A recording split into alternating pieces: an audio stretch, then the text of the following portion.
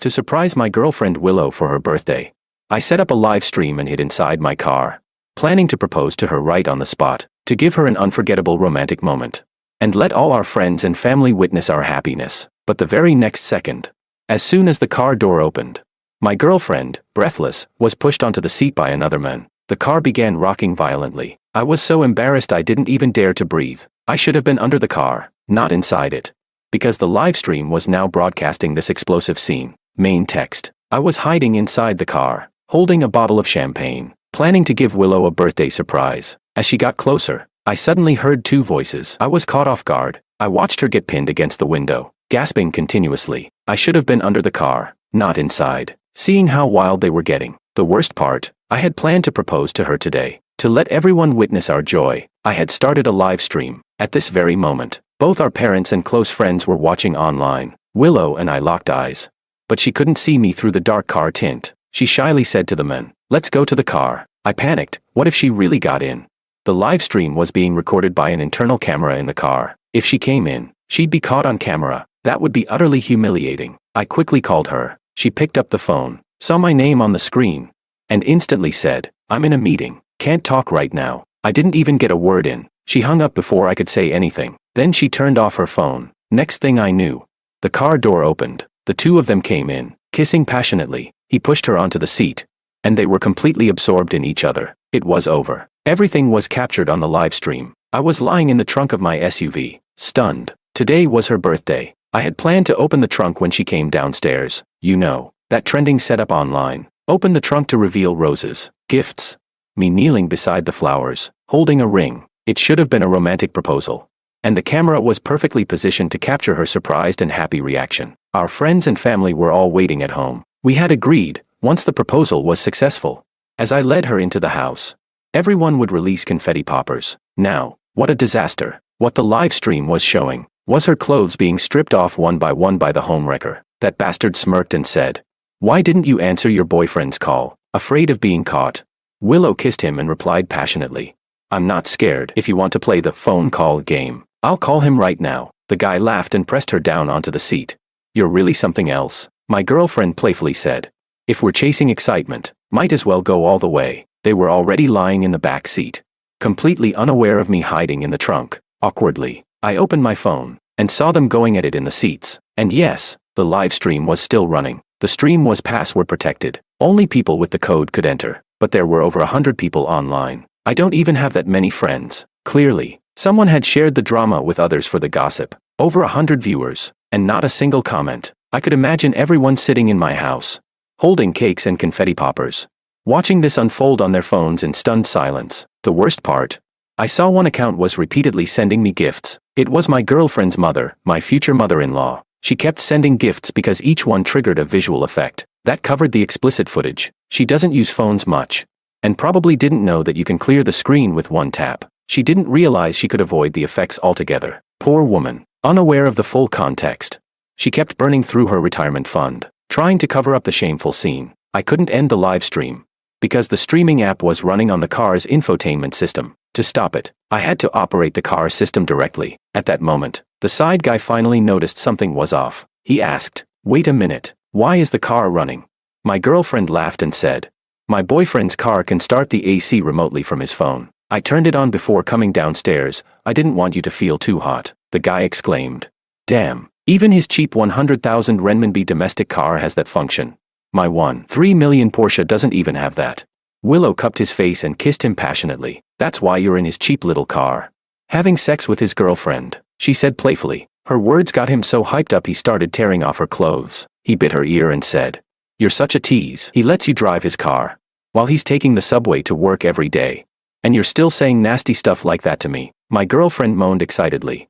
"Yeah, I'm a bad girl. Hearing you say things like that just turns me on more. He's my simp, but I'm your simp." Then came an unbelievably awkward moment. As he kissed her collarbone, he actually started singing, "The one who loves me is madly devoted, but I cry for the one I love, heartbroken, falling apart." Willow giggled while kissing him back and said, "That's right, baby, just like your song." I couldn't understand it. Why would someone sing during sex? Maybe it was their twisted sense of humor. Or maybe guys who drive Porsches just naturally know how to make girls laugh. But it was painful to watch. especially because this was still being live streamed. I knew I had to say something. This was my account. If the stream kept going and crossed into explicit content, I could literally be arrested. I couldn't help it. I coughed. Instantly, the two lovebirds in the back seat jumped up in panic. My girlfriend saw me and immediately went pale. Instinctively, she blurted out, "Aren't you supposed to be at work?" I said, "Today's your birthday. I took the afternoon off to surprise you." How pathetic. I'd requested leave, prepared everything so carefully, and this is what I got in return. What shocked me most was, I wasn't even angry. Not a single thought of rage entered my mind, because I've always believed in one principle: as long as you're not married, you're just sleeping with someone else's future wife. After this, there was no way I could still propose. In my eyes, she was already someone else's wife, and I had just checked. The live stream had over 1,000 viewers. This stream required a password, meant only for close friends and family. So what did 1,000 viewers mean? It meant classmates, co-workers, relatives from both sides. Basically every nosy friend and distant auntie in the circle had been invited to come watch the drama unfold. From family, to workplace, to school. Full coverage. Sure enough, the elevator in the company's parking garage opened. A group of people walked out. They weren't looking for their cars. They were holding up their phones, staring in our direction. Clearly, they'd come down specifically to watch the show live. My girlfriend, now flustered, saw the crowd outside and quickly said to me, "Please, don't argue with me right now. All my coworkers are outside. Don't embarrass me." I stared at her blankly and asked, "You still care about your pride?" She replied coldly, "Well, since you found out, there's no point in pretending anymore. Let's break up. I think I deserve someone better." I asked, "How have I wronged you?" She got dressed, climbed into the driver's seat, and started the car, driving off. She said coldly, "You've been great, I won't deny that, but I still believe I deserve better." Once a woman has ridden in a Porsche, she doesn't go back to a cheap ride like this. The side guy also awkwardly got dressed, and that's when I noticed something shocking. He had a wedding ring on his ring finger, pointing at the ring. I asked, This is what you mean by someone better?" My girlfriend said coldly, "If you knew he gives me 20,000 yuan every month, would you still say that?" I gasped in disbelief. Online, 20,000 yuan a month might not seem like much, but in real life, for us, that's a lot of money. My own monthly salary is just over 6,000. Even this car, worth just over 100,000 yuan, I had to buy on a loan. The side guy finished dressing, gave me a glance, and said, "Brother, I get it, just name your price. I'll pay you to end this peacefully. Just don't go around spreading it." I stared at him and asked blankly, "You're trying to pay me to keep quiet?" He said, "Not paying you to keep quiet. You have to keep quiet." At this moment, my girlfriend parked the car by the roadside near her company building. There was a Porsche parked in a clearly marked spot nearby. A sign said, "Reserved space, no parking." Obviously, it was a spot reserved for company executives. My girlfriend turned to me and warned, "I'm telling you, don't even think about spreading this out of revenge. He's a vice president transferred from headquarters. He's got money and powerful connections, someone you really can't afford to mess with." I froze, not because I was scared of this so-called vice president's background, but because several of her co-workers had also witnessed the live stream. Considering how some of them even snuck down to watch the drama live, and with how absurdly high the viewer count had gotten, I'd bet both their branch office and the main office had tuned in. There was no way this VP could keep his job. Even if I stayed silent, word would inevitably reach his wife. In fact, she might have been in the live stream too. Come on, she's the VP's wife. With so many employees, how could she not get the link from someone? Sure enough, at that moment, the side guy's phone started ringing. He picked it up, and I saw the caller ID. It said, "Wife." He quickly declined the call, then used the quick reply message, "I'm busy. I'll contact you later." But just as he hung up, another call came in, this time, from chairman. The guy clearly didn't dare decline the chairman's call. He hesitated. My girlfriend, now looking uneasy, said, "You probably should answer the chairman's call. Maybe it's something important." The guy stared at me, eyes full of tension. Finally, gritting his teeth, he said, "Forget it. I can't risk it. I don't trust what he might say." He rejected the chairman's call as well, using the same quick reply message. No doubt about it, his wife and the chairman were both watching the live stream. He quickly powered off his phone, then said, "I'll just call them back later and say my phone ran out of battery and I just plugged it in." My girlfriend nodded. "That works. That sounds believable." I sighed. He really shouldn't have turned it off. If he'd left it on, someone might have texted him a warning. Watching my girlfriend worry so much for someone else, I felt a strange and indescribable emotion building inside. She got out of the car, walked around to the back, and as the trunk opened, The balloons and flowers I had prepared appeared before her eyes. So awkward. Originally, the camera was supposed to capture her joyful expression, but now, her face was nothing but cold and indifferent, which made sense. After all, we had already completely fallen out with each other. My girlfriend said coldly, "Fine, it's my fault. Take back your flowers and gifts. Let's just make things clear. Name your price. How much do you want to keep this a secret?" I opened my mouth bitterly and said, "Do you really think I'm the kind of person who'd blackmail someone over this?" She replied, "I just want safety. He signed a prenup, and I can't ruin him financially." I glanced at the other man, the homewrecker. His wife was probably already on her way to the courthouse. I asked, "I've taken care of you all these years. When you were doing everything to protect him, did you ever think about how I felt?" My girlfriend said impatiently, "You already caught me cheating. Why would I still need to care about your feelings? Can you be a little more realistic?" I let out a deep sigh. She was right. At this point, we really didn't need to care about each other's feelings anymore. There was no way I'd ask them for money. If they called the police, it would count as extortion. I've lived an honest life. I would never break the law. Besides, even if I did agree to keep it quiet, it wouldn't matter. Everyone already knew. I said, "I don't want money. I won't say a word. Let's just break up. I'll return the engagement ring." My girlfriend looked surprised. "Didn't expect you to be this cooperative. I thought you'd cling on and refuse to let go. Since we're breaking up, let's do it cleanly. Let's go back and pack up our stuff. I'll move out of your place." I instinctively said, "I'll pack your things for you. You don't need to come upstairs." Honestly, I was thinking about her safety. Our friends and family were still inside, some awkward, some furious. If she came back with this guy, it might trigger a group fight. It could even get her beaten to death. No matter what, we had once loved each other. I didn't even want to imagine what would happen if she walked through that door. But she didn't appreciate the gesture. She said, "No, I have to go back." He gave me cash, and I hid it. "I want to take it with me." I said, "You can tell me where the money is. I'll bring it down to you." The homewrecker suddenly sneered, "You think we're that dumb?" My girlfriend was stunned. "Why can't he help?" The guy said, "You think he doesn't want hush money because he has morals? No, he's just scared to leave a record of a money transfer. That way, we can't report him for blackmail." She fell into deep thought and said, "I get it now. You gave me all cash. If he takes the money, and I report it, I wouldn't even be able to tell the police how much was stolen. It would end up dragging you into it too." The guy nodded in approval and said, "You're smart." She suddenly got angry and snapped at me. "So that's why you were being so nice. You're the one playing dirty. I should have known. Poor men are the most calculating." I almost fell for it. Then she turned to the guy, eyes full of gratitude and admiration, and said emotionally, "Thank God you were here. No wonder you're a VP. You really are sharp." Only then did I understand the truth of a certain saying, sincerity is the most lethal weapon. I had been sincere the whole time, but here they were, spinning wild conspiracy theories. And the worst part, their theories were disturbingly clever, logical and well-structured. Even I almost believed them. Just as I was about to explain the live stream situation, the homewrecker pointed his finger at my nose and said seriously, "Remember, you said you don't want money, but if you dare to say a word about this, guess what I'll do?" I asked, "What will you do?" He said, "Sure, I'll lose everything in the divorce, but trust me, I'll set aside hundreds of thousands before that and hire someone to break your arms and legs. One arm costs $200K. There are plenty of people out there who'd do it." I really didn't expect him to threaten violence, to say he'd pay someone to cripple me. But the most important thing, it was all caught on camera. Over 1,000 people could testify to it. This guy wouldn't just lose everything in his divorce, he'd be facing arrest too. I was lost in thought, but my girlfriend seemed to think I didn't believe her. She sneered and said, "You'd better listen to him. Last month, a janitor from our company saw us. That janitor tried to blackmail us, and then she got into a car accident. You think that was a coincidence?" In that instant, I was completely stunned. There were thousands of people watching the live stream. And she just said that out loud. If what she said was true, wouldn't that guy, her affair partner, end up rotting in prison?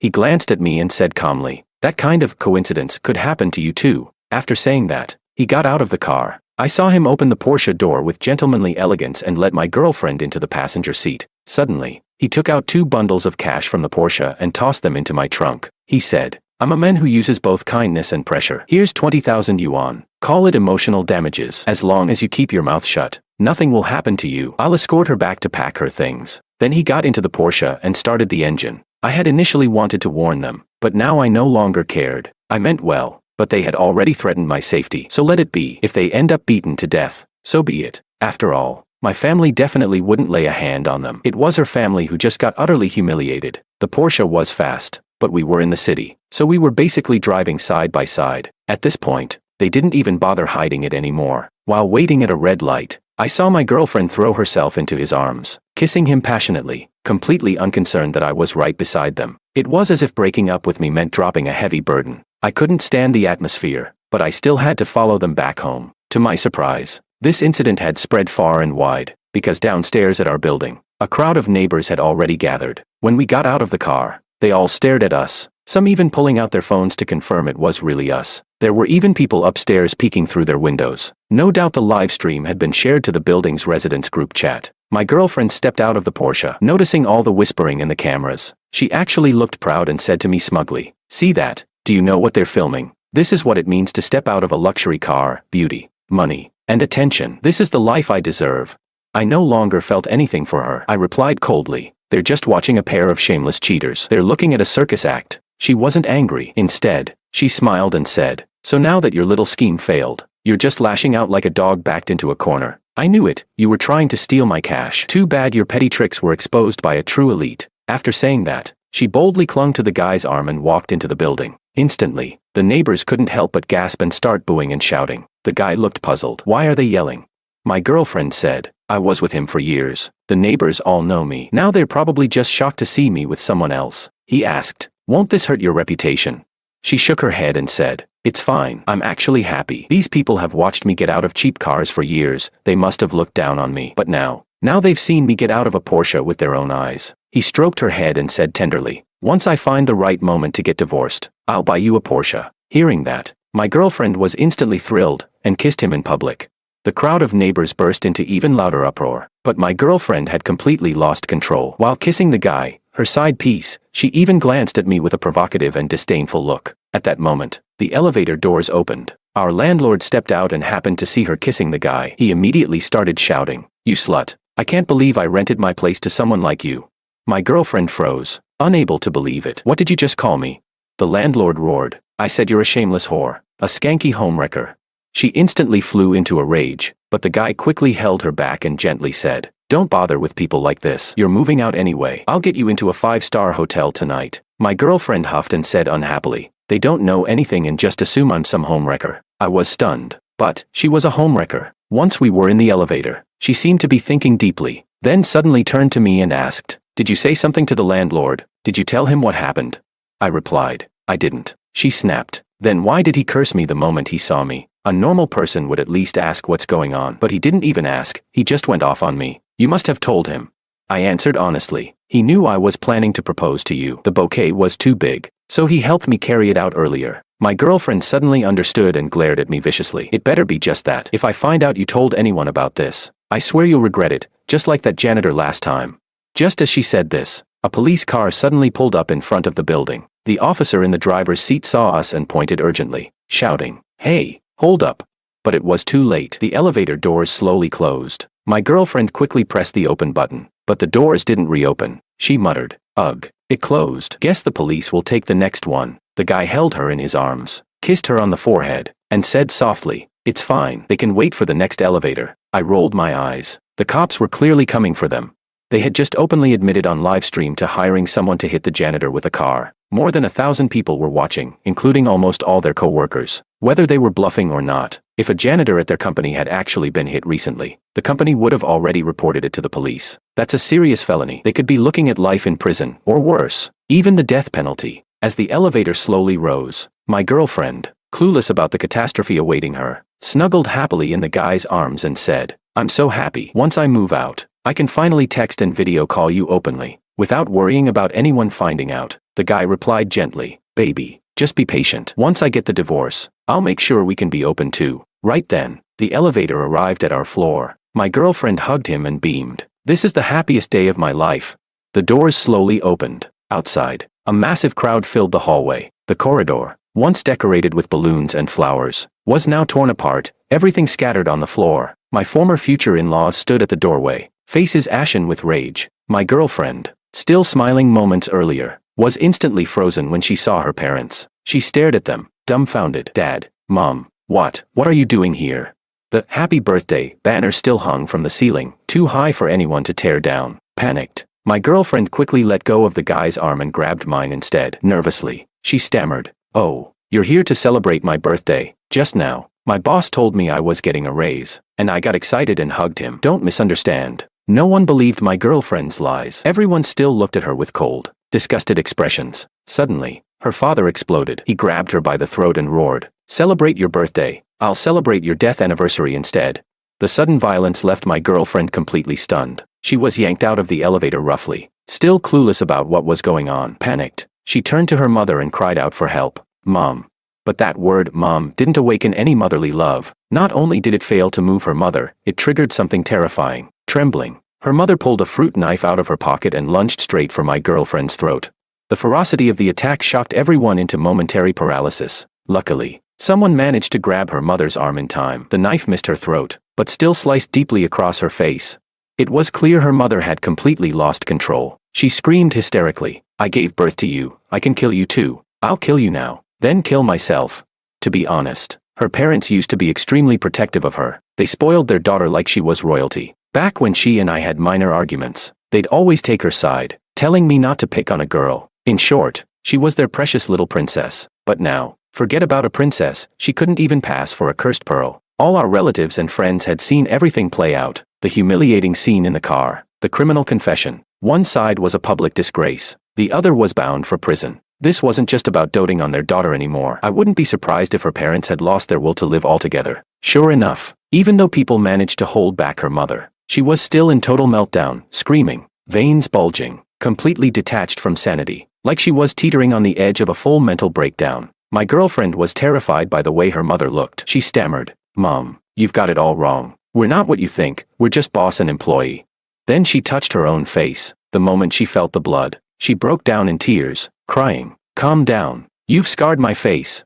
Even now, she was still lying, only adding fuel to the fire. Meanwhile, the side piece, the guy, rushed over to smooth things over. He said, "Ma'am, you misunderstood. There's nothing inappropriate between us." But her mother, already on the edge, couldn't take another word. With a final gasp of rage, she spat out a mouthful of blood. I stood there in shock. I'd always thought it was exaggerated when people said you could cough up blood from extreme anger. Until now, the blood splattered all over the guy's face. And then she collapsed unconscious on the ground. My girlfriend was completely paralyzed by fear. She dropped to her knees beside her mother, sobbing, "Mom, what's wrong? Don't scare me like this." Right then, her father walked over and kicked her aside with brutal force, shouting, "Don't you dare call her mom. Don't call me dad either. We don't have a daughter as shameful as you." The guy, now shaking all over, stammered, "This is all just a misunderstanding. Please, calm down." He hadn't even finished his sentence when someone punched him flat to the floor. I couldn't even tell who threw the punch. At that point, the whole scene had devolved into a full-blown brawl. The hallway was packed. People surrounded the guy, throwing fists and kicks at him. He tried multiple times to crawl toward the elevator, but every time someone dragged him back, fists slammed into his face, feet kicked into his ribs. Very soon, the guy was lying there like a battered dog, half dead, and my girlfriend wasn't spared either. After her father kicked her down, he actually grabbed the same fruit knife her mother had used. Emotionally shattered, he said, "Your mother was right. We should kill you, and then we'll end ourselves too. We've lost all dignity. We don't deserve to live." My girlfriend was crawling on the ground, trying desperately to escape her father. She sobbed, "I told you, it was just a misunderstanding. Why won't you believe me? Why are you framing innocent people?" I sighed and said, "They're not framing you. They saw everything you did." My girlfriend froze and looked at me blankly. What are you talking about?" I said, "To let our friends and family witness our love. The proposal was live-streamed from the beginning. Everything you did was caught on camera." At that moment, a flicker of fear appeared on my girlfriend's face. She said, "Then those co-workers who ran downstairs to see me and those neighbors who came out." I replied, "Yes, everyone in your life knows what happened. And the same goes for everyone in his life." My girlfriend lost it. She grabbed my collar and screamed hysterically, "Why didn't you tell me? We loved each other once. Why would you do this to get revenge on me?" I said, "I tried to tell you from the start. I called you and told you not to get in the car, but you told me you were in a meeting." She dropped to her knees, looking up at me blankly. I continued, "Then I tried to warn you again. I offered to come up and help you pack your things, but you didn't listen. You thought I was trying to skim you for money." She swallowed hard and asked, "Couldn't you just have been more direct?" I said, "I wanted to, but then the two of you threatened me. You said you'd pay 200,000 yuan to have my arm broken, and even said you'd hit me with a car. Since you wanted me dead, why would I protect you?"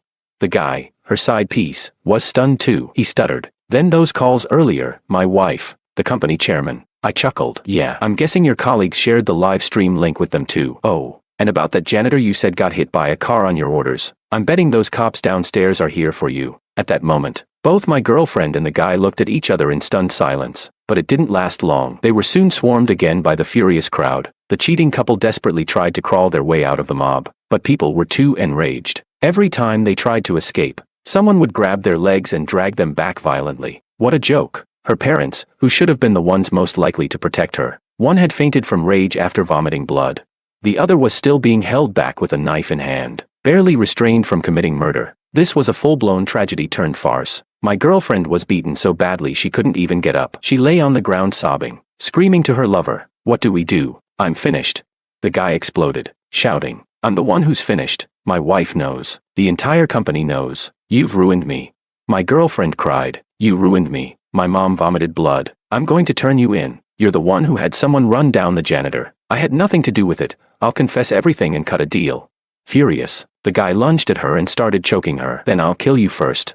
He squeezed her neck so hard her eyes bulged. Her face turned purple, and she clawed at his arm with both hands. But he had no intention of letting go. His face was twisted with rage, as if killing her could somehow erase his guilt and pin everything on her instead. Unbelievable. Just moments ago, they were cozying up in the elevator, calling this the happiest day of their lives. And now, they turned on each other like animals in a cage. The hallway was filled with her friends and relatives, but no one stepped forward to help her. Instead, everyone wore the same grim expression of satisfaction. Honestly, they probably wanted her to be strangled to death right there. Just then, the elevator that had gone down earlier came back up. The doors opened, and the police officers rushed out. "Stop right there," one of them shouted. They broke up the fight and tackled both of them to the floor, slapping handcuffs on their wrists. One officer said sternly, "You are both under arrest for suspected conspiracy to cause intentional harm." At that moment, both of their faces turned ashen. This whole farce had finally come to an end. My girlfriend's mother was rushed to the hospital. As for those who had been part of the beating, everyone claimed they hadn't touched anyone. Turns out someone had covered the hallway security camera with a cloth earlier. But the most unexpected part, the one rushed into intensive care wasn't her mother, it was my girlfriend. She had suffered high-level spinal cord damage. She was completely paralyzed from the neck down. All because the guy had choked her so violently that the bones crushed her spinal nerves. This was the most severe type of injury, one of the worst kinds of permanent disability there is. The side piece was already guilty of hiring someone to run over a janitor with a car. With the additional charges stacked up, he was sentenced to the maximum penalty allowed by law, life imprisonment. He didn't even get to keep his assets, because of the prenup and the fact that he was now a convicted felon. His wife took everything and left him with nothing. As for my ex-girlfriend, she never made it to trial. After all, what was the point? She was already paralyzed from the neck down. She couldn't stand, couldn't sit. All she could do was lie in bed, relying on others for care. She couldn't even control her own bladder or bowels. The worst part? Her parents, my former future in-laws, found her too shameful to bring home. They dumped her on the street multiple times. The local community committee had to step in and negotiate with them. But the parents just responded aggressively. "Fine. Arrest us. We'd rather go to jail than take care of such a disgrace of a daughter." In the end, my ex-girlfriend was sent to a state-run care facility. No family, no friends. She couldn't walk, couldn't sit up, and would have to live the rest of her life in that painful condition. One time, I couldn't help but go visit her. When I arrived, I saw a caregiver who clearly wasn't very friendly. She had just helped my ex-girlfriend change her clothes when she soiled herself again. The caregiver lost her temper, grabbed her by the hair, and slapped her hard across the face, twice. My ex-girlfriend didn't dare say a single word. She just lay there, crying. Watching this unfold, I felt it was too cruel. Then someone at the care facility quietly pulled me aside and told me, "That caregiver is new. She used to work in janitorial services. Got hit by a car not long ago, broke her leg. She got a good compensation payout, but she couldn't stay idle. So she came here as a volunteer." Everyone said the same thing. "She's someone who's been through the rain. That's why she holds the umbrella for others." And the moment I heard that, I understood everything. If she wants to hit her, let her. My ex-girlfriend deserved it.